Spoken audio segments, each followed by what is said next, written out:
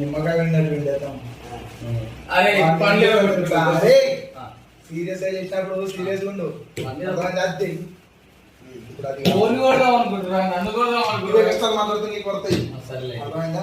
అది కాదు అందరి దగ్గర సంతోషం సంతోషం అని మనకు సంతోషం లేకుండా చేస్తుండు.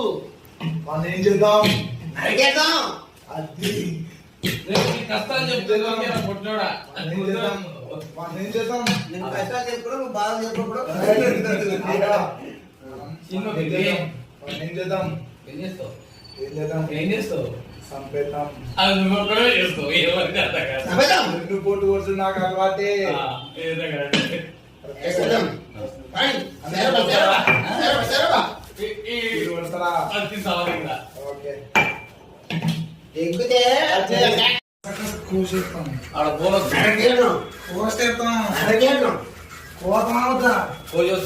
బక్కల మీద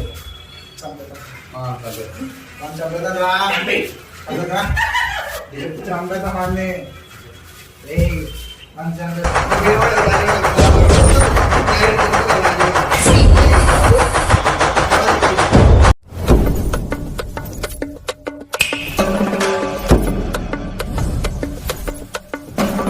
సన్నక రాస బాధ బాబొట్టు రాయి పెట్టాద బార వడద బాధ వడా బా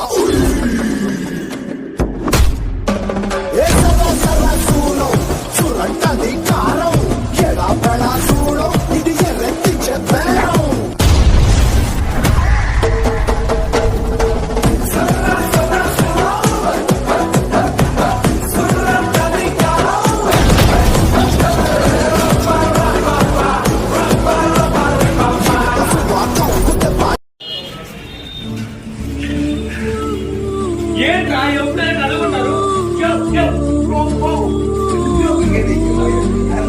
ఒకసారి కలవాలి.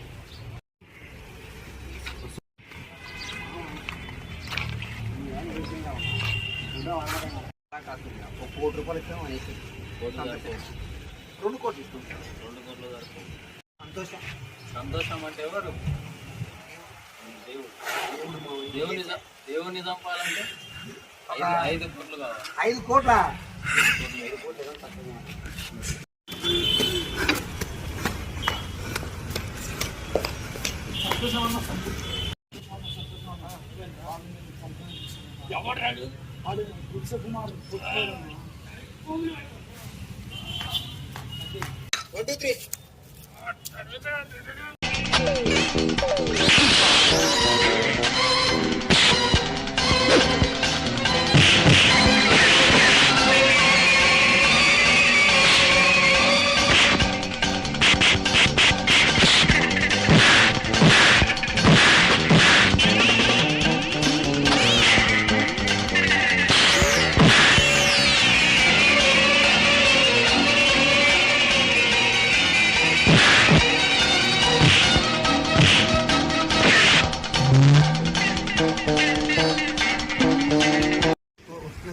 ఈసారి నన్ను చంపడానికి ప్లాన్ వేసావని తెలిసిందో గంగా నదిలో నిన్ను ముక్కలు ముక్కలు నరికి చేపలకు ఎరువు కింద వేస్తా నా కొడక.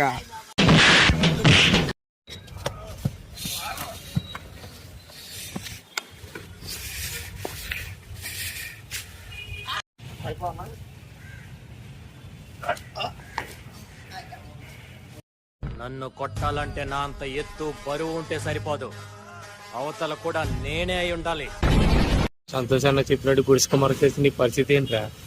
నా పరిస్థితి ఏముందన్న, సంతోషం అన్న గురించి గుడిసె కుమార్ తెలియదు. ఇంకా ఆయన ఒకప్పుడు ఆయన ఫ్లాష్ బ్యాక్, ఆయన కథలు అంత చరిత్ర అన్న. ఆయన ఏదో కొన్ని వదిలేసి వచ్చి హైదరాబాద్లో బతుకుతుండే, కానీ ఆయన అప్పుడు ఒంగోలు సిమెంట్ షాప్లో పనిచేసినప్పుడు ఆయన కత్తి కొండేస్తే సిమెంట్ బస్తా రావాలి, 50 కిలోల బస్తా కూడా అవలీల కొండితో పడేసేవాడు వీరుడు అన్న.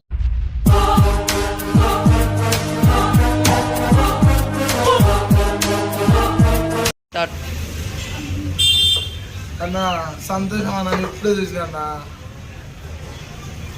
బువ్వ లేక ఎవడో ఇచ్చిన బువ్వ తింటున్నా సంతోషం అన్న. ఆకలి విలువ తెలియాలి, కష్టం తెలియాలి, కన్నీటి విలువ తెలియాలి అని అనాథాశ్రమంలో పడేస్తే అల్లారు ముద్దుగా పెరగాల్సిన వాడు అనాథగా అల్లాడిపోయాడు. 10 మందికి వెండి కంచాల్లో అన్నం పెట్టాల్సిన వాడు అన్నం కోసం ఆకలితో ఎదురు చూశాడు. పట్టు పరుపుల మీద పడుకోవాల్సిన నా బిడ్డ ఫుట్పాత్ల మీద పడుకున్నాడు.